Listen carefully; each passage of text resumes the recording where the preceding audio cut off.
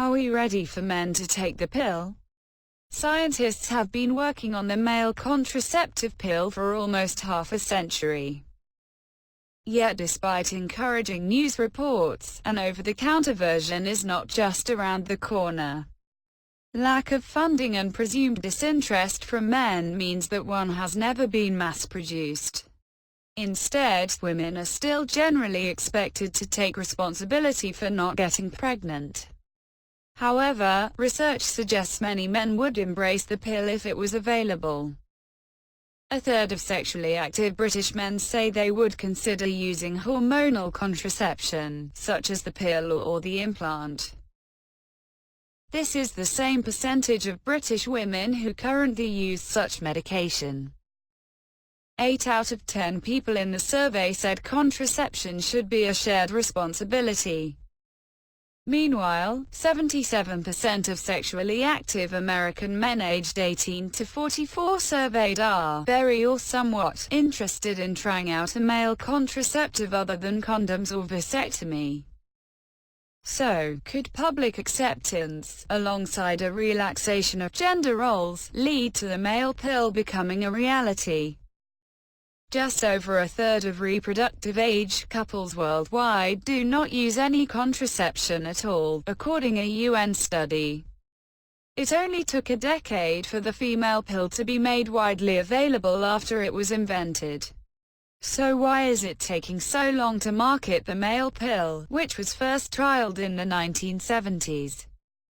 Some scientists claim that the science of developing male contraceptives is more complicated than developing female contraceptives.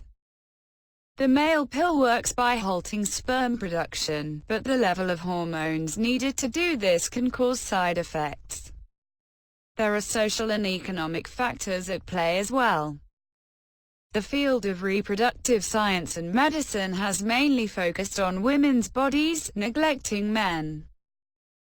For instance, pretty much everyone knows what a gynecologist does, yet relatively few will have heard of an andrologist, a doctor who specializes in the male reproductive system.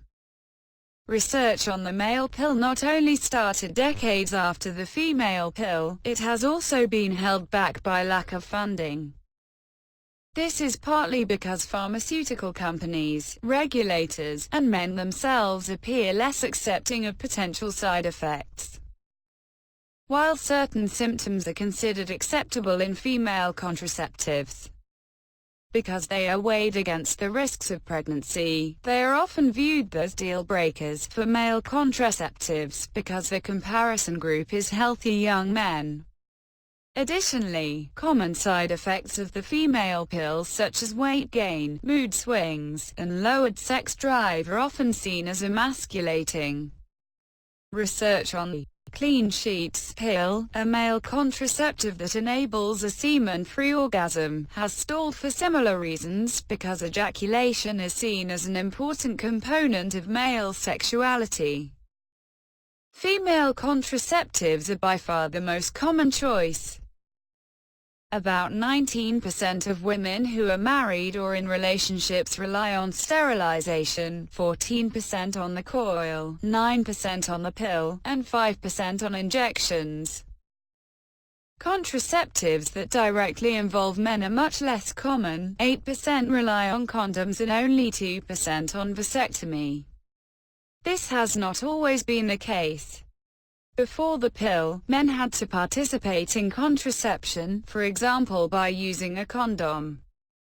When the female pill was mass-produced in the early 1960s, for the first time women could control their fertility without their sexual partner's involvement or knowledge.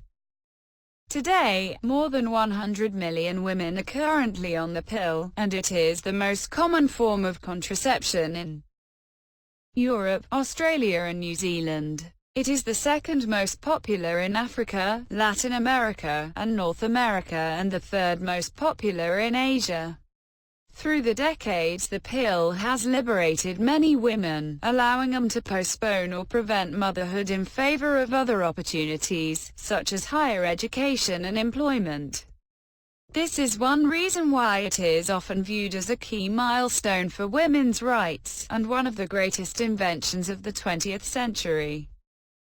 But as society moves toward greater gender equality, it is striking that women remain the ones who have to experience the emotional, social, financial, and time-related burdens of contraception, not to mention the side effects.